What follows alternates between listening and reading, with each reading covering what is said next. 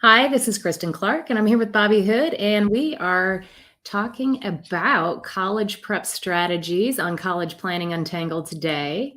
So, Bobby, excited to be here. How are you doing? I'm doing great. Yeah, absolutely. Getting to like warmer weather. Spring is arriving. And so now is the time to talk about how to, what things you should be doing in that, spring semester, that spring Yes, quarter. and we are right in the middle of March Madness, and I got to tell you, my Hawkeyes are just killing it. They That's haven't great. been in they haven't been in a Final Four, I think it said the other night, since the 1980s. So this is big Oh, time for wow. us. Oh, If I'm that's great. remembering it right, I'll probably get slammed. People Sure. and here's the deal, Bobby. I really don't care that much about sports, Right. but it's hard not to get caught up in this when everybody's so excited and Oh, yeah. so yeah. And it's not That's that a I'm lot a of fair fun. weather friend, Right. but it just is like and thinking about college, Mhm. that the fact that it kind of stays with you. Oh yeah, absolutely. Right. You still feel that connection even years and years later, right? Yeah. Absolutely.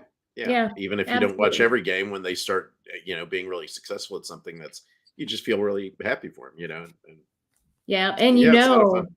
it is a lot of fun, and on campus, they're just having a ball. Oh my gosh, absolutely. Yeah. Yeah. Getting all that attention and all those wins. Yeah, that's amazing. Yeah, so and then, now we're talking about juniors in high school getting ready to partake in all of this, Right? and what families need to do, what strategies they need to think about so that they stay just on top of the whole planning process.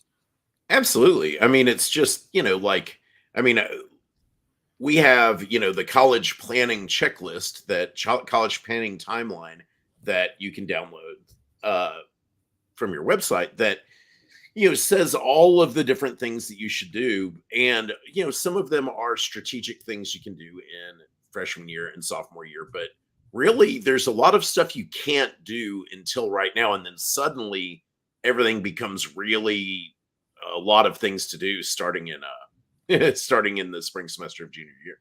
Absolutely. Yeah, and for the families that haven't done anything, Right.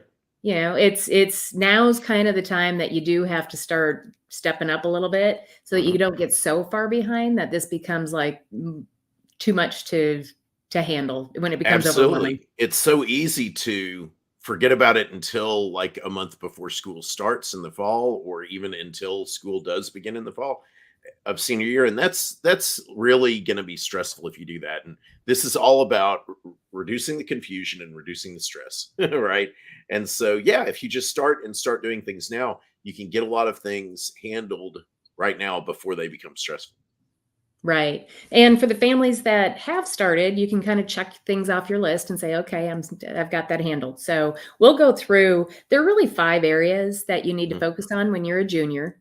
Yep. And the first one is researching colleges, is kind of a big activity during this time frame, because I know during the summer, especially, that, a lot of families plan their college trips. Mhm. Yeah, absolutely. Yeah, because you're going to want to visit colleges over the summer if you possibly can, because it's a big part of the college decision making process is not just where are they located and what majors do they have. That's important, but are you going to feel comfortable and fit in there? And the only way to really know, or to even get an idea, is to go and walk around the campus and talk to students who go there, and things like that. And so you need to do that, and you can't just randomly just go to one college. You need to like go and it is good, like just when driving past, to go to any college just to see what a college is like. But then you should go visit the ones you're thinking of applying to. Absolutely, at least one of them. Yeah, for sure. I will tell you, any trip that we've taken, if we're within 30 minutes of a college, we're buzzing by. It's just Absolutely, just take a look fun. at what it looks like. Yeah, absolutely. Yeah. Yeah, because they don't all look the same. I know.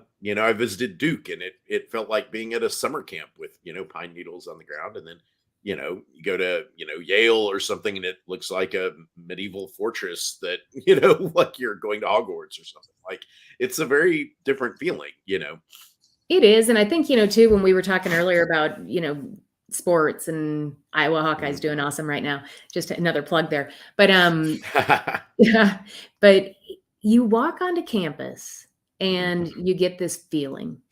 mhm. And I told my kiddos this when they were going to college visits. And of course, my oldest one was like, "Oh, mom, whatever." And it was Right. funny when he came back from the University of Alabama, he called me up because I couldn't go on that tour. And he's like, "Okay, you were right. I found where I Wow. want to go." You know, Oh, that's there's amazing. yeah, there's just a feeling. So, Absolutely. visiting is important. Um, I Yeah, do so you've g all oh, go ahead. So, well, I was just gonna say, so you've gotta research and figure out where to go, because if you don't go and research colleges, you're gonna end up just, like, going to the 3 you've heard of, or the 3 that, like, that everybody from your high school just, seems to apply to, right? And so, go on websites. The Princeton Review website is a good place to research schools. There's lots of ways. There are lists of colleges that of different types, and so go and look at unusual places, and just in places that you wouldn't have thought of. And just that's a really good way to start, is just by looking at some very different kinds of colleges to see which kinds of things you'd be interested in. Yeah, and I'm gonna put that in the chat too, the Princeton Review, so that people can Yeah. get to that. And guys, you have to search around a little bit in that website to Mhm. find the place for, that you can research colleges, but it's excellent. You Yeah, can put in all the absolutely. things that are important to you. Like I said earlier, sports wasn't a big draw for me, Right. but there are other things that were important. So, you put in what's Mhm. important to you, and they'll give you a list of colleges based on that. So it's pretty cool. Absolutely. All right, second thing, your favorite subject, Bobby, SAT and ACT tests, figuring out which is the better test for you and what else. Go for it. Absolutely. I mean, the in very brief, you you want to have a score on the ACT and SAT by the end of your junior year if you can, which means you ought to aim for the June ACT or SAT of your junior year, or there is the July ACT as a backup if you can't get the score you want by June. There's an August SAT, but so right now, there's just the April ACT, May SAT, and then June SAT and ACT. And if you have not started preparing, now's the time, because you don't want to be trying to get these scores in the fall. If you're going to apply early admission or early decision to any schools, you don't want to be fighting that one test date, that you've got in the fall before early decision, early admissions applications are due. And also, you need to know what kind of score you're going to be looking at so that you can decide which colleges to apply to, because you can look on the Princeton Review website, or many other websites will give you the score range of where most of the admitted students come from. That gives you that range of, you're between here and here on the SAT and ACT. So once you know your score is going to be in this range, then you know which colleges you are likely to be admitted at. And if you're looking for scholarships and financial aid, you'd want to apply to colleges where you'd probably be in the top end of that range, right? And also, you need to decide whether you're going to take the ACT or the SAT. It's already enough to have to go in on a Saturday and spend all this time preparing and spend an entire Saturday taking this test. Uh, Taking both of them is even more time out of your schedule, right? So anyone can feel free to contact me. I can provide you with a sample past real ACT and SAT that you can take at home to figure out. I can help you figure out which one is the best, even if you're not tutoring with me. I'm always happy to help. But that's just something you need to go ahead and start right now. If you're a junior, now is the time. You've got plenty of time still, but you don't want to wait till the fall. Yeah, and Bobby, do you have those listed on your website? You do, right? Uh, so they are, but in that, so it's only if you text that, uh, if you text the, so Is it text Bobby or is it yeah. So Bobby is to contact me, and then tutor is the sign up for tutoring. Wait, so oh yes, I do have. I'm sorry, I was brain frozen for a moment there. I do have on my website. Just if you go to my website, bobbyhoodonlinetutoring.com, I have the SAT and ACT test dates always currently updated on my website. So yeah, you can always look at what the upcoming test dates are and the registration deadlines are. Absolutely. okay? And then if you want to get a free practice test, yes, text Bobby or go on that website and fill out the contact form, and I will be happy to send you practice tests. All right. But yeah, I do not have an automatic way to download those. You just can contact me and I'll be happy to send them to you. I think that you and I both need to get longer .coms. I know. That took me a while, but I got it in there. Such a long URL. I know, Yeah. absolutely. And anybody that's watching, if you've got questions about the college planning process in this junior year, feel free to ask questions. We're happy to answer those for you. Absolutely. All right. So we talked about researching colleges. We've talked about determining which tests, the ACT or SAT, and getting those done, and especially getting those done soon.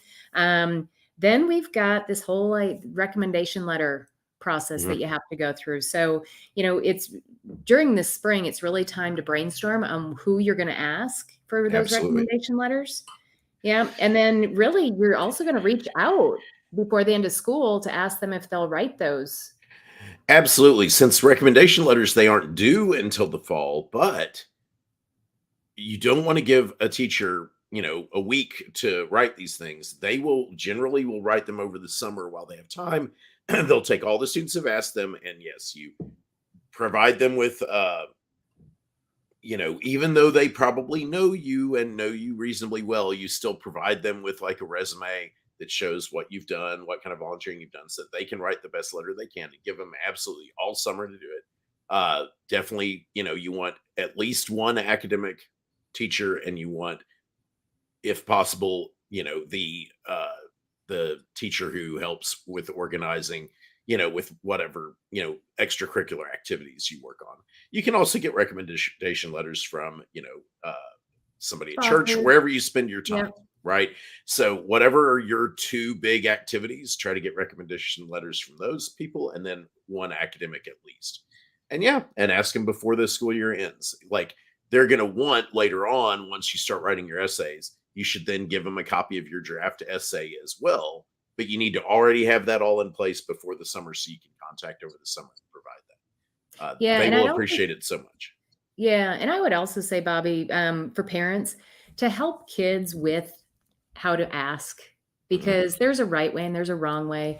They're asking for a teacher to take probably 30 minutes out of their time at least, to write something, especially if they're going to write something meaningful. And, really just to ask, go up, look them eye to eye, ask them if they'd help them, and tell them what they're trying to get accomplished. But the kids aren't used to having to do this. So, and they're uncomfortable about it. Yeah, that's a really good point. I mean, it's an uncomfortable thing because it really is a big burden, and teachers are already so burdened.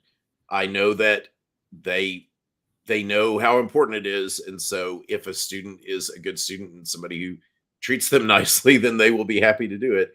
But they'll be a whole lot happier if they've got the time to do it. If they've got the time, and if it was a heartfelt, wow, I would really appreciate you doing this for me, and I appreciate your time, and thank you. Oh my gosh, yes. And you can't just announce that you picked someone and expect them to feel lucky honored. You get to sit down. Yeah. And also, 30 minutes on me. Yeah. And it's such a common mistake to think, oh, this teacher knows me really well, so I don't need to provide her with any info, or I don't need to provide him with any info. You need to give them, help them out, give them your resume and background so that they can talk indulgently about you, because I think it's really easy to miss how important these can be in college admissions. I think college admissions expect you to have really glowing reference letters. And if you get a boring reference letter that makes it clear they don't know you, that's not going to look good on college admissions, because that means you never cared enough to, create a relationship with the teacher. Absolutely. And in these colleges that are now not requiring test scores, where they're test optional, all the other elements become that much more important. So yeah, absolutely. You got to spend time on it. For sure. And so our fourth topic that we want to talk about for parents is really starting to think about your financial picture, which includes having conversations with your kiddo about who's paying for college. You don't want this to be a surprise. All of a sudden, the kid's going off to college and they pick Harvard, and you're like, and by the way, we're taking out loans in your name that you have to pay, or, we're paying for 2 years and you are on the hook for 2 years. Having this conversation about what that looks like right now is hugely important. And I look at Bobby, this one's near and dear to my heart, because I always talk about how frugal I am. And, it's important, I think, to walk in this with eyes open on both sides, the parent side and the kiddo side, right? We don't want to put the parents in the poorhouse for their retirement, and we don't want the kiddos to walk out of college with this huge debt. Oh my So, gosh, absolutely. Yeah, and that's part of the part of the analysis. And I just saw uh Columbia for law school, and I assume it's the same for undergraduate. $107,000 a year is the current price. That was I have a friend going there soon. So yeah, like well, and wow, it's such a crazy price tag. I love my facts, and I was looking up something that talked about there was a 4-year time period, like 2014 to 18, that Mhm, the cost of college went up like 23%. mhm. It's That's nuts. absolutely out of control. Yeah. Yeah, and so yeah, you've got to start figuring out, and that is, like a it's a complicated process, and so you've got to start looking into it. And there's a lot of misinformation out there, so find a source that you can trust and go and start investigating it. And it's just it feels overwhelming at first, but it's just really like Well, it's reading a doing the lot of due things. diligence. It's talking about it Absolutely. now. And the other Yeah. thing it does is it gives these kids a runway to be able to go and find scholarships and to, Mhm. put their work into it so that they can get some money if they're motivated to do that. Absolutely, yeah, and a side note too, if this is your first student attending college, one of the things you're going to have to fill out as part of the college admissions process is the federal application for financial aid, the FAFSA, FAFSA, and you're going to need to fill that out. And technically, the student fills that out, but it includes income and asset information about the parents, and you have to fill that out if you want any sort of financial aid at all. And so a lot of people think, oh, well, we're planning to pay for college, but so we don't need to fill that out, but you do need to fill it out. And it's interesting since the student generally is the one who fills out that form, or you can fill it out with them, right? But it's got your financial information on it. And so you're going to need to be sharing more financial information than sometimes people do, just as part of the process. And so you might as well start talking about that now. Yeah. Yeah. And you had mentioned earlier about, looking at colleges and finding out based on your grades, Mhm. based on your SAT, ACT scores, what kind of assured scholarships you can get just from having good grades and good scores. And that's Absolutely. huge. And Yeah. mostly if you're out of state, that you're going to see that where it'll at least bring the out of state costs down to Mhm. in-state costs, which is a huge help. Absolutely, and yeah, and that's something that I think if we think back to when we went to college, there were fewer of those, and also not websites that you could look at to find the information. Right? So now you might be surprised to realize that many colleges just will straight up say if you can score a 28 on the ACT, then you get this amount, or this GPA combined with this ACT or SAT score. And And so that's listen, where, yeah, Bobby, the other great part of that yeah. is when your kid signs up for that college, you're not Mhm. biting your nails figuring out if they're gonna get in, right? Right, absolutely right. Because yeah, if you fit this numbers for an assured scholarship, it would be very unusual to not be admitted. Absolutely. Yeah. And so that's the thing. And I think that's another thing is if you're just right now in this part of the process is the goal here is not to stretch and get into the college that you had the least chance to get into and try to get in there. You don't want to go to a college like that because you don't want to go to college where 90% of the people there have a higher high school GPA and higher SAT and ACT score than you. It's going to be very hard to compete in the classes at that school. You want to go to a school where you are, safely in the middle or at the top, and can compete very effectively and get a high GPA, so that you can then, be in a great position to apply for jobs when you get out or apply for graduate school. Yeah, and you bring us to our last topic. Yeah. And this really we talk about this is really where college planning starts, and that is exploring a career path now. Hmm. And I know when I say this, sometimes people's eyes get big and they're like, "What?" You know, Yeah. and I'm a big proponent of helping these kids understand why they're going to college and Mhm. giving them that end goal. So, how many times, Bobby, have you taken on a 4-year project and not knowing why you're going and what you're trying to get to at the end? Yeah, absolutely. Yeah, nobody would do that on an actual project. But Anything then you else. think college, oh, I'm just going to go and wander around and change my major several times like I did. I mean, that's not the way to do it, right? If I had access, to had the ability to work with something like you do with students, I would have much more clearly known exactly what my goal was, and I could have, saved myself a lot of energy. Right? For sure. And it's interesting because I always give you this fact, 30% of students that go to college return after their freshman year. They don't go back. Mhm, 30%. And it's interesting. And then we've got, gosh, 80% of students change their major 3 times or more on mhm. average. And you look at that and everybody's like, yeah, that's just normal. That's the way it happens. Well, the reality is it happens that way because we're not having this conversation before they go. Absolutely, And and the way things are now, that can lead to 5 years of college, and then that, especially, like, with those assured scholarships and things like that, as you've experienced, your scholarship can just run out after 4 years, and suddenly you've got a 5th year or a half semester or whatever that you're paying full price for, and, nobody wants that, right? It's a nightmare. yeah. So it's and for parents listening, it's worth the time to sit down with your kiddo and just talk about, the things that they're interested in. What's going to get Mhm, them excited about going to college? I hear a lot of parents going, "Man, they're just not partaking. They don't want to, figure out what college they want to go to. They don't want to figure out their SAT and ACT."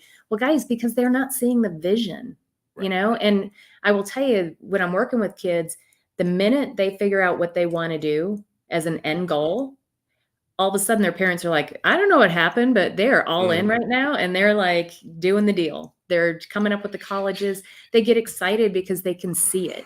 Absolutely. Once you actually have the point of going to college and what it is you want to get out of it, then that really can make it a lot more exciting to choose a college and apply and all that. And that is. And so I know students can sign up to work with you in classes. I know I have a student of mine who's working with you directly one on one right now. But it's just, figure out your strengths and your passions and what sort of jobs you would enjoy and excel at. And then that will lead you into what major is a good major to choose. And it'll help you with the right college for you, making sure that they have Absolutely. those majors available. It'll help you understand your financial picture much easier because you're picking something Yep. you What kind of 'cause student loan payment could you afford with your job? Yep, absolutely. all those things. So, when parents, when you're thinking about this, if you start with figuring out a career path, the rest of college planning becomes so simple. It becomes so Absolutely. much simpler because you understand what your goal is. Um, there's one other thing I wanted to add to that, and I just lost it. Darn it! But we've talked about this all the time. So, Yeah, anybody that I do have a course called Pick the Right Major that I help students figure out a career path, and then the right college major kind of falls out of it. So, and I've got a couple coming up. So, if you're interested in that, please let me know. You can go to my website and it's all there. But, absolutely. Yeah, you can contact either of us on our websites anytime. We're always happy to talk to people, even just to have a conversation. So, yeah, yeah. we're And happy then, to do a free consultation. To help you figure out what the best path is for you and for your kid. yep. All right, guys. Mhm. We All will see right. you again next week. Absolutely. Have a good one, Kristen. Okay. Bye. Bye.